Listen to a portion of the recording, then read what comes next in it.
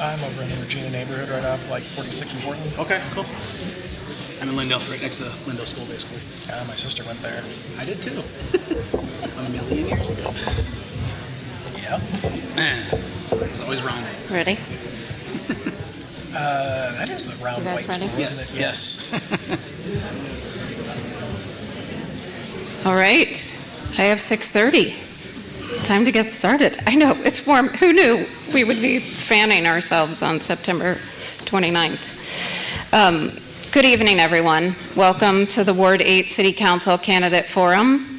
My name is Kim McCoy. I'm a member of the League of Women Voters, but not a resident of this ward, so I don't live in Ward 8.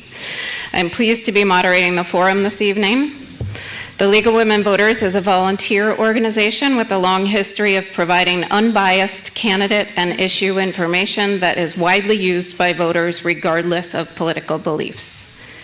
This forum tonight is co-sponsored by the Kingfield Neighborhood Association and the Lindale Neighborhood Association. The views expressed are those of the candidates and not of the co-sponsors. Neither the League of Women Voters nor its co-sponsors endorse candidates or a political party. We are holding this forum for voters to hear from the candidates and compare their ideas. This forum is being held in front of a live audience at the Lake Country School Montessori and is being live streamed to the League of Women Voters Minneapolis YouTube channel. This is a forum, not a debate. Candidates are asked questions to which they will respond directly to the audience and not to each other as would be in a debate.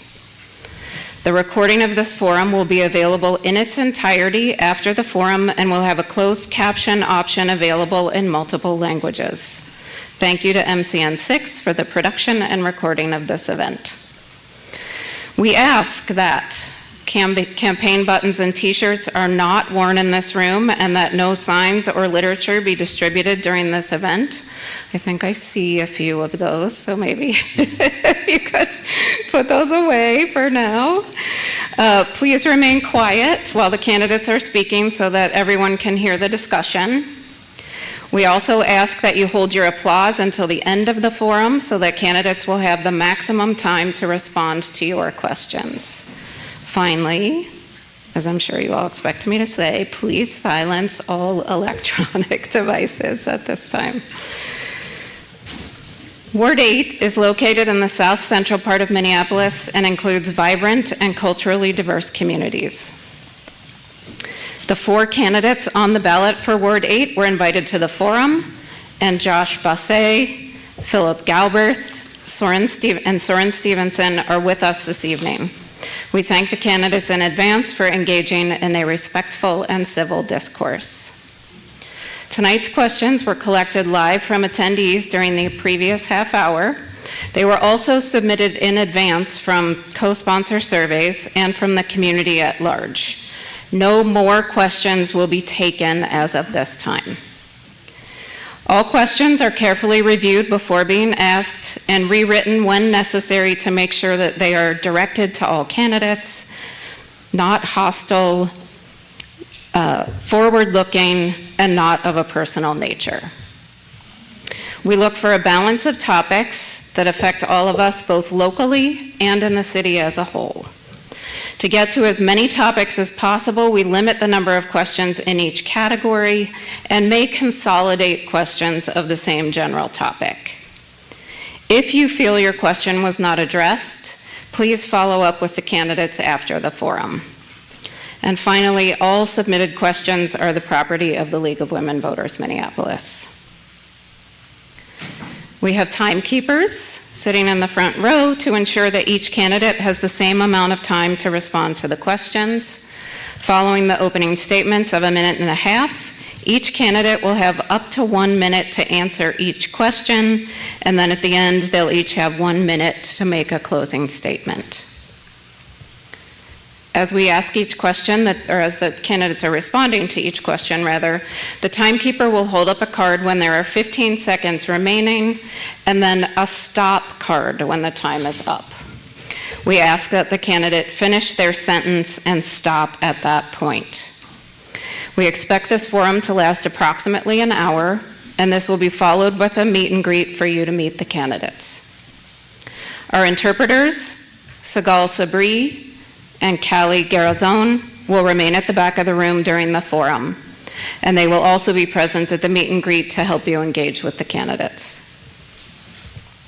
Now, let me reintroduce the candidates to you. They are, sitting here in alphabetical order, Josh Basse, Philip Galberth, and Soren Stevenson. For the candidates' opening statements, we ask that they address the question, why are you running, and what are your qualifications? Each candidate will have up to 1.5 minutes to respond. It was determined by drawing numbers ahead of time that the first candidate to speak is candidate Basse. The order will then rotate randomly, so I'll indicate as I ask the question who's going to answer first for each question. Now we move to, now we're ready for the opening statements. Candidate Basse. Thank you. And good evening, Ward 8. Thank you to the League of Women Voters and the Kingfield and Lindale neighborhoods. It's really a pleasure to be here, and I'm totally honored and humbled. My name is Josh Basse, and I am a proud lifelong resident of Minneapolis, a proud product of the Minneapolis Public Schools, and a proud product of a hardworking single mom in a union household, and I take big honor in that. I'm also a parent now, raising two children who are also, my wife and I are raising 2 children who are also public school students as well. And so, obviously we've got quite a bit invested in the city and in this ward. And really the reason why I'm running is I've truly never felt more concerned about the direction of my home than I have in the last couple of years. And it's been a situation where I just don't know directionally where we are headed, and I'd like to think our best days are ahead of us, and I know that that's possible. Professionally, I have had over a quarter century in negotiation, organizing, budget management, and most importantly, stakeholder collaboration, which I think is extremely applicable to City Council and sorely needed. And I, again, appreciate you all being here. Thank you. Thank you. Candidate Stevenson. Yeah, thank you for being here, everyone. My name is Soren Stevenson. I am the DFL endorsed candidate running here in Ward 8. And first and foremost, I am running because my neighbors asked me to. They asked me to because I have the personal and the professional experience with the issues that matter most in Minneapolis today. In 2020, I was at a peaceful protest when a Minneapolis police officer shot me with a rubber bullet. I lost my left eye and most of my sense of smell, and I feel compelled out of that experience to be a part of building a comprehensive public safety system where you can feel safe to walk your dog at night, and we all can feel safe to talk to a Minneapolis police officer. Most recently, I worked as a homeless outreach worker, talking directly to people sleeping outside. I talked with them about what got them there, what's keeping them there, and what do we need to do to get them off the streets. And unfortunately, I saw that the city is a barrier to getting people off the streets rather than a partner. That's wrong. It doesn't have to be that way. And finally, I am running on a bold platform for the future. My campaign has knocked over 13,000 doors, and I have heard from you about the need to deal with climate change, about George Floyd Square, about responding to Trump. There are so many issues pressing us in this time, and I'm ready to get to work on them with you, and I'm happy to be here. Thanks for having me. Thank you. Candidate Galberth. Good evening, Ward 8. My name is Philip Galberth. I've spent most of my life in Minneapolis, 32 of the 45 years. Proud product of Washburn High School, class of '99. I work downtown. I have worked for small businesses in Minneapolis. Quality Coaches right down the road was my first job out of high school. I have lived here. I have loved here. I love everything about the city, but talking with friends, we have issues with the direction the city is going, and we just haven't been happy with the candidate selection the last few elections. So they suggested I run as an independent. That way I have no party that I am beholden to, no donors that I am beholden to, and I can solely work for the people of Ward 8. And one other thing is I only plan to run for one term because the longer you're in office, the more complacency and/or corrupt politicians seem to become. So my full focus will be on serving just the people and not the donors. Thank you. Thank you. So our first couple questions are going to be related to housing. For this first question, candidate Galbraith, we'll start with you and then move to candidate Stevenson. Many of the homes in Ward 8 are older homes that require care and maintenance. The cost of this, in addition to the increase in property tax and assessment charges, makes it difficult for people to remain in their homes. How do you suggest we support homeowners?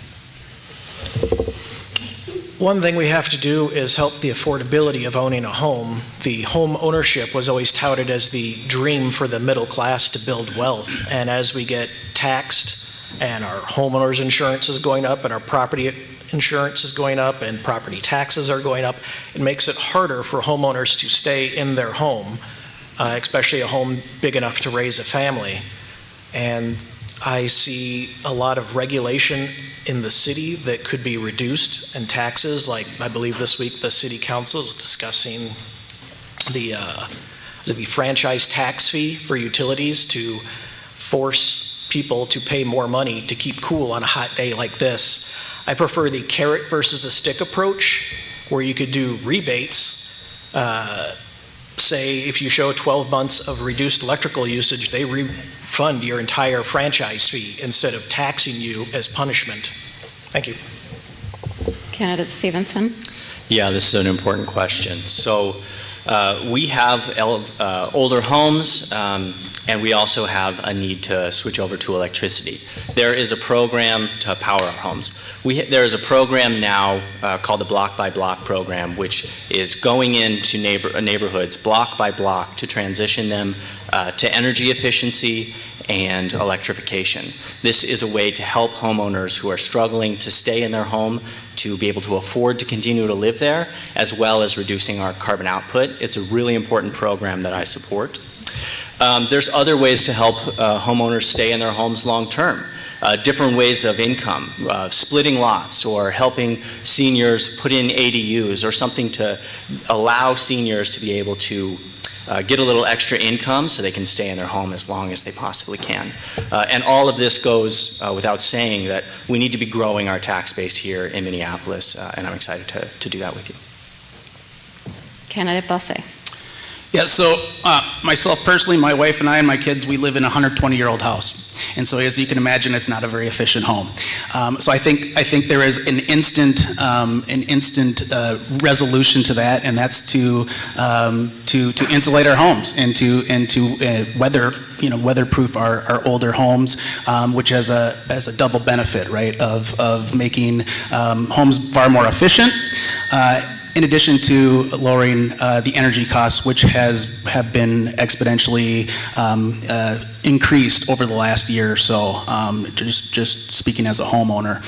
The other thing is finding alternative mechanisms for revenue, and one of which is downtown Minneapolis. And I firmly believe that we have to reimagine downtown Minneapolis. We have to keep it a commercial area in addition to mixed use, because the simple fact is a building, say the size of the IDS, brings in the exact same revenue that the entire Ward 8 area does. And that's a solution to us who pay the property taxes. For our next question, we'll start with candidate Stevenson and then go to candidate Busse. What role can or should the City Council play in regulating rents and protecting tenants' rights? Yeah, this is a really important question. I am a renter myself. I know what it's like to have to move when the rent goes up, or to feel unstable in my home. We want renters, this is a majority renter city, we want renters to be able to put down deep roots and be deeply a part of our communities and our school communities. That means we have to do a few different things. One is just cause eviction. This is something where you cannot have your lease ended, or you cannot be evicted without cause, without breaking the lease agreements in some way. I am the candidate on this stage who is fighting for renter protections like that. I also believe that it's wrong that the landlord can raise your rent 100% every year. it's totally legal to double your rent every single year. I don't think that's right. I think we need reasonable consumer protections in order to keep renters in their homes and keep our communities together, preventing people from being displaced out to the suburbs, to places that are not in their community. Candidate Basse? So I'm an individual that lived in public housing as a kid. I'm an individual who lived as a renter with a single mom throughout a great deal of my life. I know what it means to have stable housing. I know what it means to have the fear of losing that housing. It's very personal to me, and I know that it concerns so many in this community. I will say immediate fix is that we need to enforce the renter protections that are already on the books. Minneapolis has some of the strictest in the country, and if those are not being enforced, then the city council and the mayor and the administration needs to do something about that to protect our renters. I also believe that supply is a great key to having more affordable rents and more affordable homes, and there are far too many empty lots in Ward 8 and throughout the city that has opportunity written all over them for affordable housing, and public investment needs to be involved in that. Thank you. Our next couple questions are going to be related to the topic of homelessness. Oh, yeah. Oh, sorry. Thank you. Thank you, and my apologies. Go ahead, Candidate Galbraith. I don't believe rent control entirely works. It sounds good on purpose, but I look at what St. Paul just did, and it doesn't seem like it worked too well there. And like my fellow candidate said, I do believe there are a lot of existing rules and regulations for landlords. You know, no person should go home to an apartment building with broken doors, with rats, with cockroaches, leaky pipes. You know, they have rights to go and make sure that they're safe living, and we have rules that protect that. We don't need any additional rules right now that prevent people from becoming homeowners and landlords. You know, we want to increase density in the city by making duplexes and triplexes. Owner-occupied housing is the best way to do that. And if you make the burden so great on the rental properties, they're not going to want to do that, and we're not going to increase the density we need for more housing. Thank you. My apologies again. Now we'll move on to the topic of homelessness. And for this question, we'll start with Candidate Galbraith and move to Candidate Stevenson. What more, well, I'm going to start with an opening statement about this topic. So homelessness and ad hoc homeless encampments are a perennial and multifaceted problem in Minneapolis. This is a two-part question. You'll have a minute to answer each part. So I'll start with the first part, you'll each get a minute, and then we'll go to the second part. So for the first part, what more can the city, in conjunction with Hennepin County, do to increase affordable housing, low barrier group housing like Avivo, shelter availability, and also address additional problems related to homelessness? I could be wrong, but I believe that right now only approved nonprofits and the city are allowed to run single residence occupancies. You know, they used to call them flop houses or boarding houses. And a lot of cities have increased construction to allow a lot of affordable housing. You know, you need a bed and a safe, warm place to sleep at night. And with the homeless, or the unhoused, you know, I believe Hennepin County is using part of the Houston model that started in 2012 that was very effective and reduced their street population by 60% in the first year. Their whole plan was get people in stable housing first, and once they're in housing, you can get an ID, and that allows you to apply for jobs, apply for benefits, a lot of resources that the folks need. They have to have an address first. And so I say open up more groups or owners for boarding houses. Candidate Stevenson?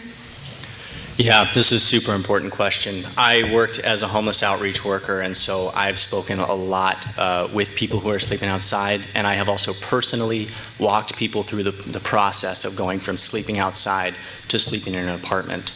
The last decade of leadership has failed on this issue, and there's no ifs, ands, buts about it. It is unacceptable that there are encampments in your neighborhood, because it's unacceptable that encampments exist at all, that there are people sleeping outside. All affordable housing that the city invests in needs to be open to the county's it's called Coordinated Entry Program. Coordinated entry is the system that the county uses to get people into homes. It is very effective, and there are not enough homes. And so that is where we need to be focusing our time and our dollars. If we're putting in public money, we need to make sure that that public money is being used well to get people off the streets rather than some other purpose. And candidate Busse.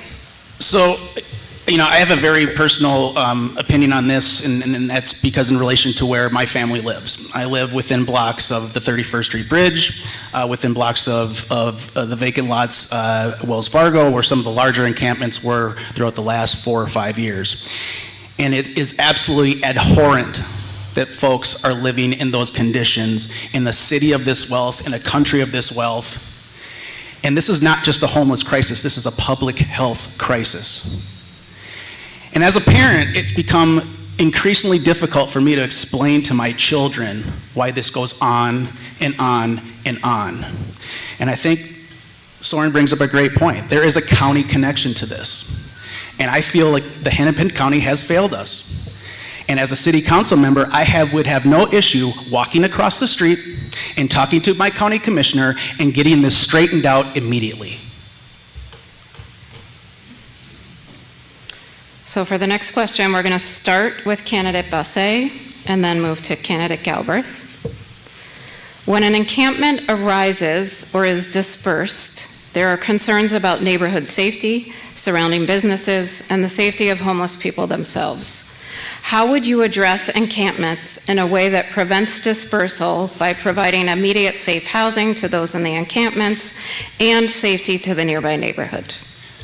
Yeah, so again, the proximity of where we live, we have dealt with post-camp sweeps, and it is not a pleasant situation, and it is a dangerous situation, and people do not feel safe. Whether it's perceived or reality, they just don't. My opinion is you have to meet people where they're at, and if it's an issue of addiction, if it's an issue of trauma, if it's an issue of mental health, they should be served individually for the reasons why they are homeless. And if they're truly down in their luck and need a hand up, not a handout, then the city should be absolutely involved in that. The county should be absolutely involved in that. But just kicking this can down the road, we see has not worked. And for the folks who live in proximities of these encampments, it's just not fair, and it's dangerous, and people are dying. Candidate Galbraith. Encampments are a complex issue that many major cities have had for decades, and I don't know if anybody's truly found a solution, but we do need to have the county workers in conjunction with the city and the state canvassing, finding out what the needs are, why they are unhoused, and what we can do to help them get into housing.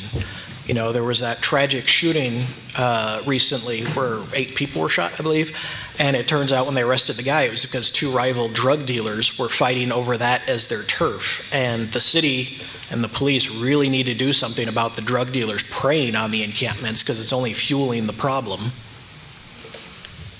Candidate Stevenson. Yeah, thank you for bringing those points up. I've spent a lot of time personally in these encampments working with people. For the last decade, the mayor has had a policy of telling people where they can't go and not a policy of telling people where they can go. We need to provide a place, and the city is the only group that can do this. Provide a place where people can go, where there's trash, where there's bathrooms, where there's security, so that people can't be preyed upon by traffickers and by drug dealers, as is happening right now all across our city. And to another point, in Hennepin County, we have ended vet homelessness. There are an equal number of veterans going off the streets every month as there are entering every month. We did that because we worked with the county, the state, and the federal government to put the resources needed in order to end homelessness among vets. Vets experience all of the trauma and all of the issues that everyone else does. We can end homelessness for families, for children, for single adults just as well. We just need the political will to do it.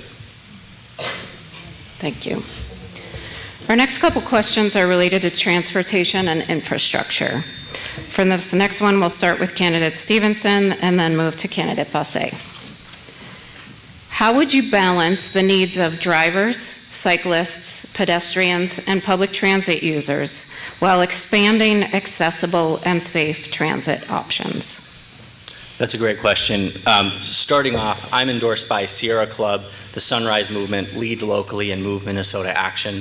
These are groups that are deeply invested in seeing Minneapolis grow its transit and safe street network. We need safe streets in the city. Everywhere I go, I talk to people on the doors about how their street is not safe. I spoke with a woman in the central neighborhood just a little bit ago who showed me a bullet hole that went through her bedroom. But she said, that's my number 2 issue. My number 1 issue is people go 50 miles an hour down 4th Street, and my grandkids are here and my children are here, and it's entirely unsafe. So this is a crisis in a lot of neighborhoods, in a lot of our neighborhoods. I'm committed to safe streets. That means pedestrians, cyclists, and cars and people in transit. We need to be thinking about safety first so that there's room for everybody on our roads. It's something that we can do, and we've seen all across the country and all across the world excellent examples. Candidate Busse. So I am a big supporter of mass transit, and I say that because I think that is really the key to the solution that we're trying to solve, and moving mass groups of folks and culturally getting folks used to using that mass transit. I think the recent rapid bus lines are a step in the right direction, and that does not depend on your ability or you having a family. You can take the bus to wherever you need, and you get there quickly, and I wholeheartedly support that. With infrastructure, though, we have to be mindful of our small businesses, especially in our commercial corridors, and we have to bring them into the discussion. As a matter of fact, there are folks, businesses leaving Lyndale Avenue preemptively for the fear of the construction that will be happening on Lyndale Avenue. I don't call that collaboration. I don't call that being a friendly partner to our small businesses, and we have to have better collaboration, better conversations, and be mindful of the vibrancy comes from our small businesses and the folks who bring the foot traffic. Thank you. And candidate Galbraith. Transit, like everything in a major city, you need to have transit. We need to have buses. The rapid transits have been very beneficial. I would rather see rapid transit running up through Brooklyn Park than the Blue Line extension for an extra $3 billion. I think they're saying right now to build that. The bike lanes that they built on Park and Portland are wonderful to get to downtown, but I have talked to people over at like the Cedar Inn on 42nd and Cedar, and they put raised bike lanes up and took out all of the parking for the businesses right there. The Hamburguesa El Gordo, there's a little antique shop right there, and they're very upset that now their customers have trouble getting to their stores. And I haven't been down Hennepin because that's been torn up for a couple of years, but my understanding is they're doing the same thing there. And so how are we supposed to keep small businesses, which is the backbone of America, going if people can't get to them? You know, I'm not going to go take a 65-inch TV home on the bus. All right, our next question is what we call a lightning round question. So rather than having a minute to respond, I'm going to read the question, give you some choices for your response, and you'll tell us which one best matches your perspective. We're going to start this one with candidate Galbraith and then move to candidate Stevenson. Which concept do you favor for the George Floyd Square renovation that will both keep it as a memorial site and address the residents' and businesses' concerns about transit and safety? The options are a flexible open plan, which keeps the intersection open to vehicle and public transit, but closed for public events. A transit mall, which restricts through traffic except bus service, while still allowing for local access and emergency vehicles. Or a pedestrian plaza, which restricts through traffic, creating a pedestrian-only zone to be used as a memorial and public space. We'll also give you the option to say undecided if that's how you're feeling. The open flexible. Candidate Stevenson Transit Mall. and Candidate Busse. Open flexible. All right, our next couple questions are going to be related to public safety. For the next question, we'll start with Candidate Busse and then move to Candidate Galbraith. Would you support changing or continuing the current community model for public safety that includes nonprofit violence interrupters? If you support this program, how do you recommend oversight by the city? And if you do not support this program, what model would you suggest to replace it? So I do support the Violence Interrupters Program. However, I do think that all nonprofits and any budgetary decision should have a vetting process as well, and should have expectations of delivered results and in coordination with the problems that we're trying to solve as a city, and within our public safety ecosystem. I also think there's a need for greater partnership with violence interrupters, with behavioral response units, and the police, frankly, and working off the same page and sharing information with each other. I think it's just far more efficient and far more beneficial. But I do support violence interrupters. I think they bring a perspective to the streets that many folks don't have, and I think it's extremely valuable to work with folks on the street in the community, and really empathizing with exactly what they're going through. Candidate Galbraith. I believe that neighborhood watch groups and violence interrupters are a good thing, but I don't necessarily know if those should be paid for by tax dollars. Those should be volunteer groups that are doing it because they want to do it to help protect their community and make it better, and not necessarily do it for profit. And Candidate Stevenson. A few years ago, my dog was stolen, actually, and I went on a mad hunt to find her, and we got video evidence of the person who took her and handed the picture to a violence interrupter, and they said, "Oh, I know him.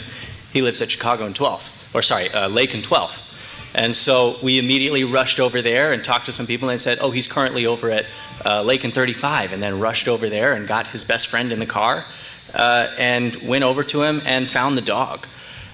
This is the type of thing that you get when you have paid staff who are there, who are professionals, who are there all the time. They get to know the issues, they get to know the players, and they're super important. Now, we need to professionalize this, both the financial management side and the folks themselves. I was an AFSCME member. I see my AFSCME sister in the back. These should be good-paying city union jobs that are professionalized. Thank you. For the next question, we'll start with Candidate Stevenson and then move to Candidate Busse. Given the rise in gun violence across Minneapolis, what specific policies or partnerships would you advocate for to reduce this trend while balancing public safety with community trust? Yeah, this is a terrible issue. It's A, been afflicting us for a long time, and B, such an American issue that I know for all of you, just like me, it just grinds our gears that we haven't been able to get gun control at the federal or at the state level. Something that we really need to do at the city level is have better partnership when it comes to the issue of domestic violence specifically. We've seen 2 women murdered in this city with guns in the last year, including Davis Maturi right in our ward, who was shot. All of them reached out to the police for help. None of them got the help that they needed. Specifically, we need to be targeting all shootings. We know that people who shoot guns are the people that kill people. We need to be targeting all shootings first. That's what they've done in St. Paul, and they have massively reduced their homicide rate at the same time that we need to be addressing domestic violence in a new way, which I will talk about more in the future. Candidate Busse. So I'm very honored to be the Moms Demand Action candidate in this race. It's very personal to me. Growing up in this city, I've had friends murdered at the hand of a gun. As a parent, It terrifies me every day when something like the Annunciation shooting happens. And a lot of parents can relate to this. The first time your 5-year-old comes to you and tells you about the code red drill they just had in school today. Again, it's abhorrent that this continues to go on year after year after year.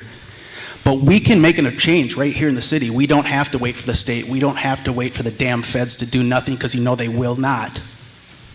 We can demand action right here. And the action would be, no one needs an assault rifle. No one needs a multi-bullet magazine. No one needs access to that kind of weaponry, period. And we need to demand that that changes, and it changes now.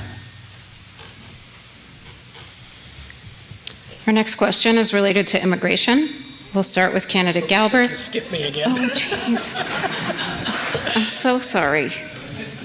We're going to start with you next time. I'll keep reminding her, Phil. I know. I appreciate it. I'm sorry. Go ahead. Now, can you refresh the question again? Yeah, absolutely. Given the rise in gun violence across Minneapolis, what specific policies or partnerships would you advocate for to reduce this trend while balancing public safety with community trust? I've seen interviews with both the police chiefs of Minneapolis and St. Paul where they say there's a set of about 40 to 60 people that cause a good chunk of the crimes in both cities, and they know who they are. They just have trouble building the cases against them. The feds came in and started putting RICO charges against some of the gang members of the highs and the lows on the north side to try to get some of the more violent members off the street. But what I see fairly regularly is the cops arrest somebody, a felon in possession with a gun. Either the Hennepin County prosecutor doesn't prosecute them, or the judge just throws out the charges or spins them out, and then they're back on the street, get another stolen gun, and are committing more crime.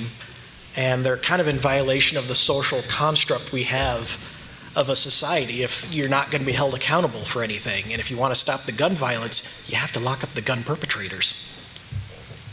Thank you. Candidate Galbraith, we'll start with you for the next question. What resources and policies are needed to preserve the safety, dignity, and constitutional rights of our immigrant communities?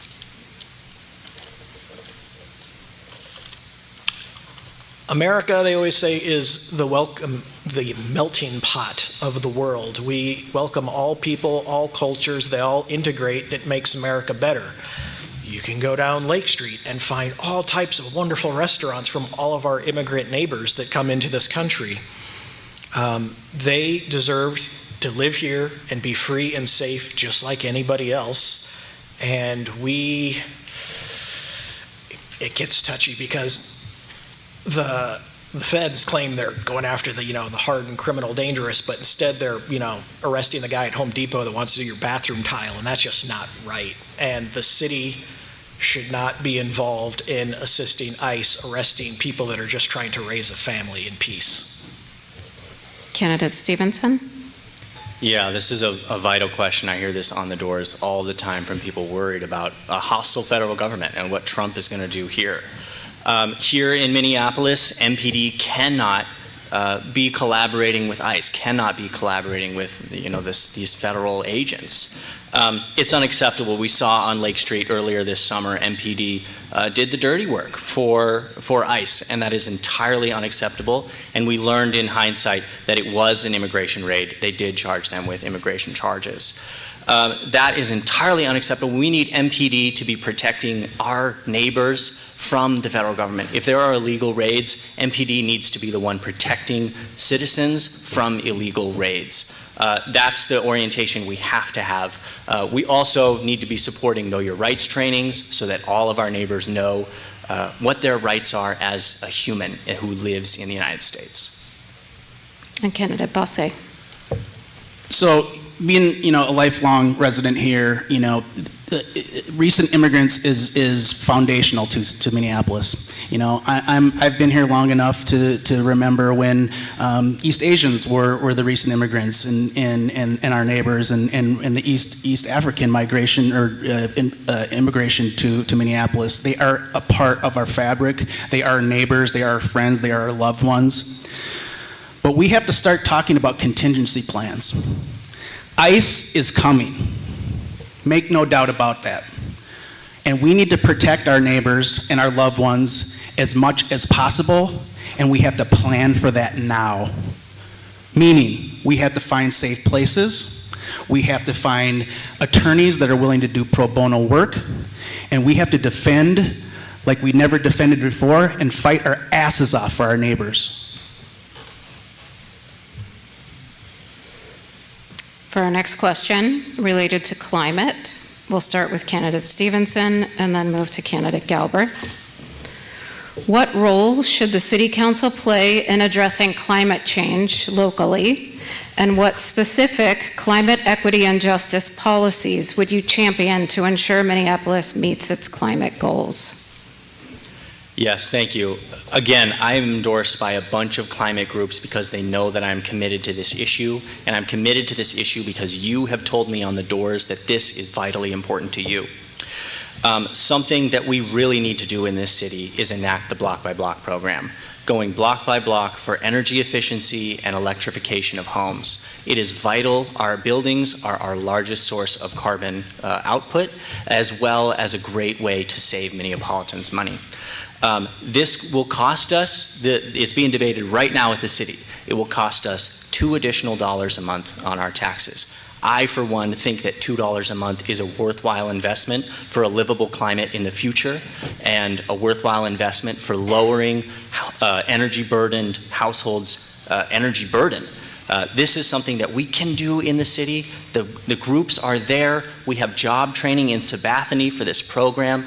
Everything is there except the funds. We are waiting for the funds, and the city has an amazing chance to step in and do this. Candidate Galbraith.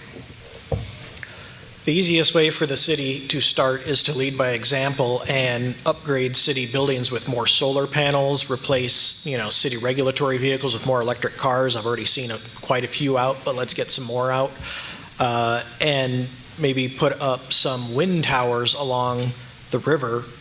We have this wonderful park space, the Upper Harbor Terminal, where we want to have an amphitheater. How about we power that by wind power or river power or tidal power?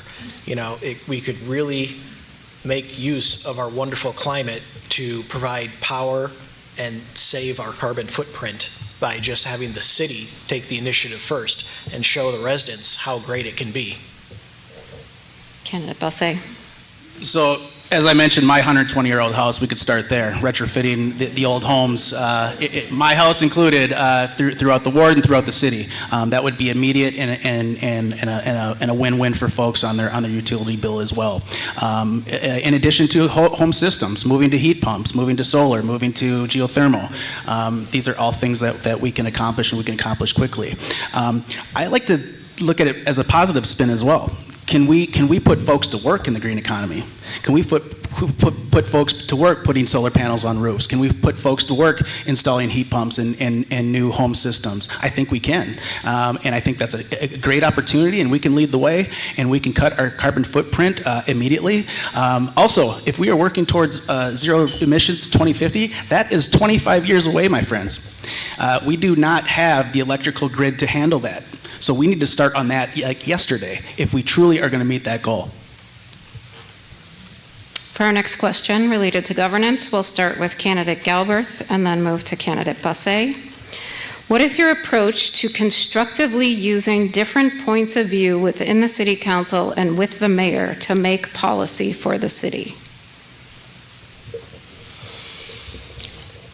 Right now, the City Council is primarily made up of DFL and DSA candidates. As an independent, I can provide a slightly different view to prevent groupthink. It's kind of that 10th man rule where if 9 people all agree on something, it's the 10th man's job to kind of look at an alternative just to make sure that we're not going down the wrong path. And that will help me kind of negotiate with the various factions of the City Council, the more moderates, the more progressives, and kind of be the referee between them as the sort of independent who just wants to get the job done for the residents of Minneapolis.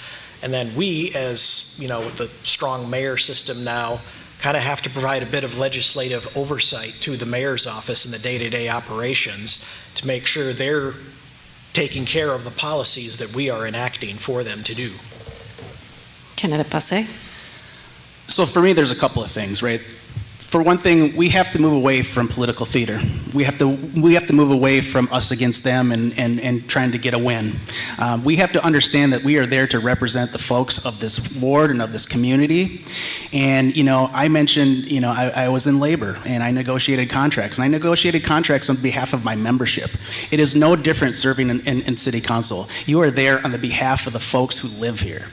And so to me, it's a pretty easy answer, and it's a pretty easy leverage point for whomever is going to be the mayor, is that this is what the 30,000 plus people in Ward 8 deserve and expect, and I will demand that. And that's my leverage, and that's the way we will work together.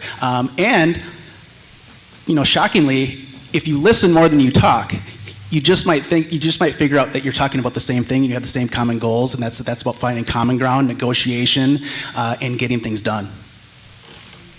And candidate Stevenson. The status quo in City Hall is not working. It's unacceptable, and we need to go a new path. I'm a little surprised that I'm the only one who's saying this, but I commit to being respectful to all of my colleagues. I commit to treating them all with respect and working with them through difference. I commit to working with people who I have disagreed with in the past. One disagreement is not the end of a relationship. It's just a chance to come back the next time to find something else that we can work together on. And I commit to you, as Ward 8 residents, that is how I will conduct myself in City Hall. We need to lower the temperature in the city, and it takes two to tango, and I will do my part as one city council member of 13 to be a part of lowering that temperature. For our next question related to business, we'll start with candidate Bossé and move to candidate Stevenson. How will you support small businesses and local entrepreneurs in Ward 8 and help them overcome barriers related to road construction, parking issues, crime, and city regulations? Please address challenges on corridors like Lake and Nicollet. Well, I think first of all, it's important to recognize, how many of the city's issues kind of intermingle with each other. Public safety has everything to do with small business, and small business has everything to do with public safety. The more vibrant our city is, the safer we feel. The more the more foot traffic that are on the streets, the better we feel, and the more our small businesses thrive. So that's one thing. The other is we got to get the hell out of the way for our small businesses. We have to relax on zoning. We have to relax on barriers that we put in front of them, the red tape, and we need to lock arms with our small businesses. We need to support them in every way that we can. Uptown is a great example, right? At one point, the city bet on corporate stores. They bet on Apple and Columbia and the like. And once things went south, those stores left. Small businesses are invested in our community. They're invested in our folks. They provide jobs, and we have to support them at every turn. Candidate Stevenson. Yeah, this is a vital question. I was fortunate to have a good discussion with the business owners at 42nd and Nicollet. And what they told me was two things. First, the city permitting and licensing process is so hard that some of them said, I will never open another business in Minneapolis because this process is so difficult. And I've heard that from other prospective business owners in the ward. And also, they told me that petty theft is a real issue that can really sink a small business. Our police department is overburdened now. We need to have civilian investigators who are going to be able to follow up on garage theft, on petty theft, on these things that an armed officer who's dealing with shootings, dealing with other things, might not prioritize as the number one issue. So there are a lot of things we need to do, but I can commit as the Ward 8 council member to be an advocate for all of our small businesses in George Floyd Square, on Lake Street. I will always be promoting them and always pushing others to support them as well. Candidate Galbraith. Yeah, as I mentioned earlier, these small businesses are the backbone of America, and they're the most important thing of our economy in this city. When I was younger, there used to be little niche records repair shops. There were, a little music shop, comic book stores, newspaper stands, all up and down downtown and Dinkytown and other places I used to travel. There were little stores everywhere. Now there's just concrete walls and everything's in the Skyway that's still open anyway. And we need to do more to incubate small businesses and help small businesses stay open, whether it's if they're own the building they're in, maybe some property tax relief, cut down on a lot of the regulation and red tape that they're facing, and also encourage some of our immigrant neighbors to open businesses. They've opened so many along Lake Street. We really want to encourage them to embrace the small business American dream by doing an incubator program. Our next question is another lightning round question. This time, it's just yes or no response. We'll start with candidate Stevenson and then move to candidate Basse. One way to create more walkability and support small businesses is to legalize local commercial uses within our neighborhoods. Would you support rezoning to allow low-impact small businesses throughout Ward 8? Absolutely. Yes. Yes. All right, for the next question, we'll start with candidate Basse and move to candidate Galbraith. Should the City Council consider and debate foreign policy issues or events which are outside of their jurisdiction in efforts to pass symbolic resolutions? Why or why not?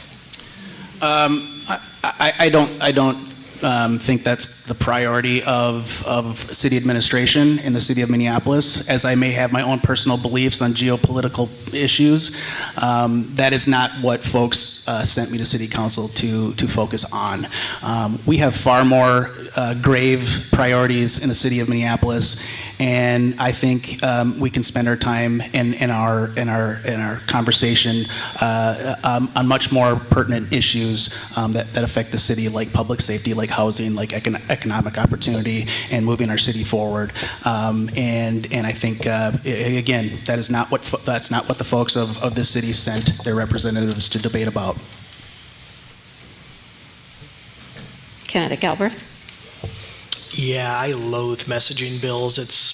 I see it mostly done by parties to try to send a signal to the base going, hey, we're thinking about you and we care about what you care about, but the city has no control over what goes on overseas, and it's just a waste of time. You know, I mean, I'm assuming if we're passing messaging bills, then all crime has been solved and all housing's affordable, and we have absolutely nothing else to do.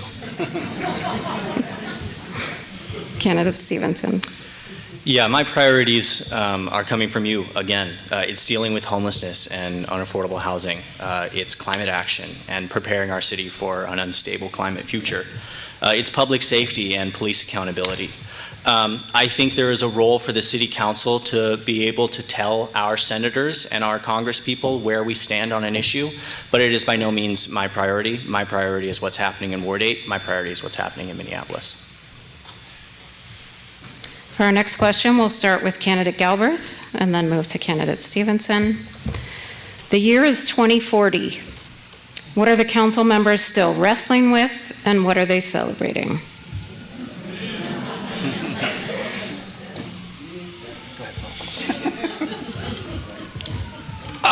Well, I'll take back the messaging bill, and we're going to pass a resolution congratulating the Vikings on winning the Super Bowl.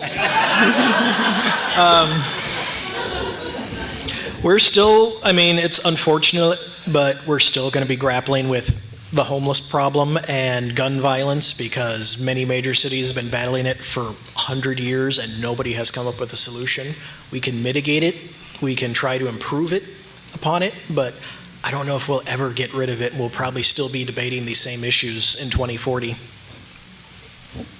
Candidate Stevenson? Yeah, if I have my way, I think in 2040 we'll be debating where are we going to put this next transit line, because we have such a vibrant and such a beautiful city that we simply need better ways to move people around. I hope in 2040 we're talking about, we have vibrant businesses all throughout our neighborhoods. What are we doing with the streetscape in order to make sure that they can have beautiful public spaces that people want to be in and are affirming to our neighborhoods? We will, of course, be talking about climate change. Somebody was telling me recently this is the coolest September we'll have for the rest of our lives. And while that's, statistically true, and not individually true, this is something that we'll be grappling with, and if I have my way, we will have moved a lot further along in this conversation. Candidate Busse. In 2040, I'm fully confident that we will solve a lot of the issues that face us now. And I say that because I believe in community spirit. And I've seen it over the decades that I've lived here. And all resolutions and all solutions have come from the community. That's our culture. That's what we do here. So I have confidence that, you know, we can tackle a great deal of those issues. I also look forward to Chicago Avenue being a tourist mecca for a memorial that'll stand the test of time for George Floyd, much like the Lorraine Motel. And it'll be full of profitable black and brown owned businesses and them having the equity that they deserve. Also, I dream and I think in 2040 that home ownership for black and brown people will increase. You know, it has gone down by double since 1970, and I think that's an equity that we have to answer, and I think we're up for that challenge, and I look forward to going back in time and having black and brown folks own homes once again. We have time for one more question before the closing statements. For this one, we'll start with candidate Stevenson and then move to candidate Galbraith. Ward 8 runs along Lake Street from Park Avenue to Blaisdell. As our new council member, what 3 things will you do to improve this cultural district? Yeah, that's a great question. First things first, we need violence interrupters who are going to be along Lake Street doing exactly what I said, knowing the area, knowing the issue, being available for people. We need to be investing in our small businesses there. We have Plaza Mexico as an example of one that's an incredible area that we just have not integrated into the rest of the community in a way that is so affirming to that space and how incredible of a private investment it is. We need to be investing in continued transit and continued safe streets along Lake Street, despite the fact that it's a county road. Our cultural districts are really what make Minneapolis worth living in. They're what make Minneapolis such a special place, and I'll be an advocate for them for whatever it is that the business owners need and what the residents on those thoroughfares need in order to live happy and vibrant lives. Candidate Galbraith. That is a unique little section of Lake Street. You know, we do those wonderful open streets all over Minneapolis, and having things like that where you can get large numbers of people to experience it even just once, then they'll go, hey, there's a really good place I went to down on Lake Street, and come back. And so you need to encourage neighborhood festival or stuff like that to get people down there once and experience it, and then they'll go, yes, let's go back there over and over again, and you'll build up the clientele, and that'll be just a booming busy corridor constantly. Candidate Busse. So for me, and this is my pie in the sky statement officially, when that streetcar is going down Lake Street like they used to in the 50s, and permanent businesses are there and they're patronized by folks from all around the world, it's going to be a wonderful thing. And there will be a streetcar going down Lake Street, there'll be a streetcar going down the newly opened Nicollet, and it will be a boom for our city. Beyond that, I would love for our black and brown business owners to own the buildings that they occupy. I think that's a very important component of their livelihood and of growing their business, and I think the city can have a much greater partnership in making that happen. Candidates will now have up to 1 minute each for their closing statements. We'll start with candidate Galbraith and then move to candidate Busse. Well, thank you for coming out tonight. Thank you for moderating. We have wonderful candidates here for you guys to make a choice on. You know, we have ranked choice voting, so even if I'm not your first, maybe I'm your second. Like I said, I am the independent running.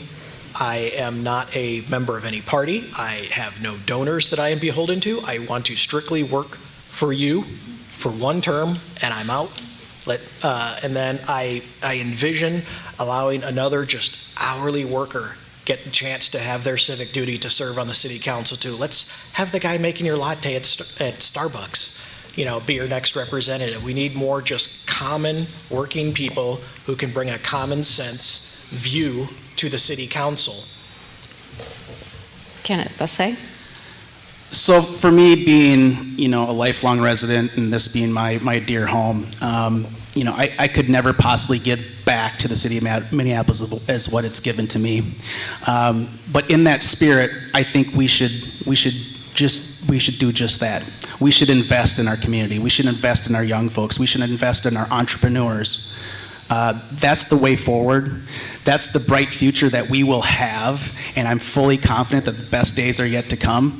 But we have to do it together, and we have to find solidarity, and we have to stop disagreeing with each other and find commonality, and lower the temperature, and start talking again. And I'm a full proponent of that, and I know that can happen because, as I said, I've seen community in action over the last 50 years, and that is the culture of Minneapolis, and I believe we can do that again.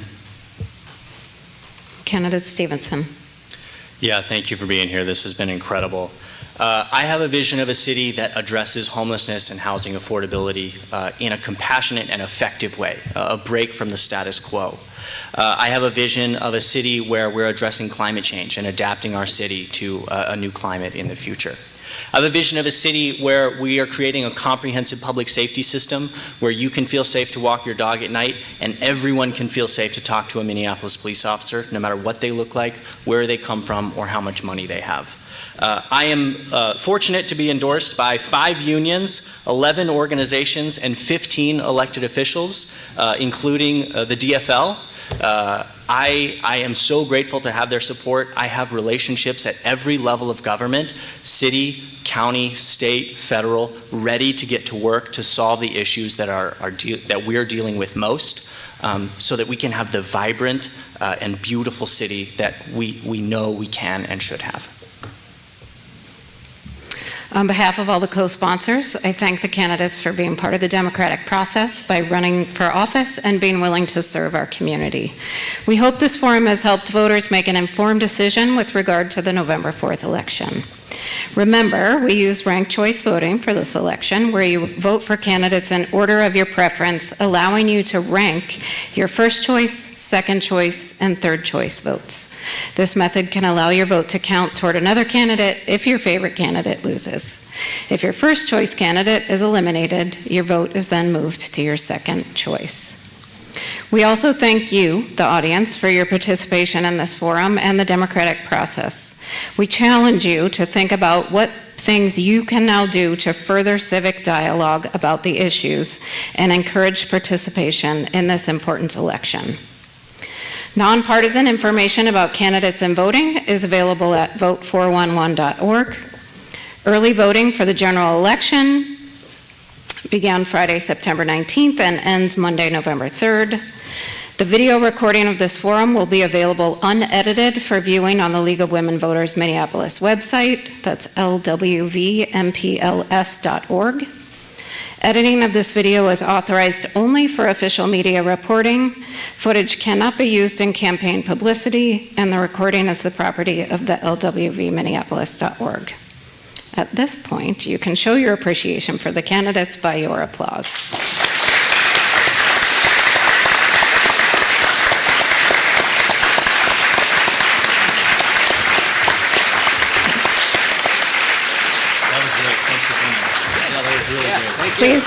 Please vote. Your vote is your voice and your power. And we appreciate it if you have a minute, if you can help us fold up the chairs as you go.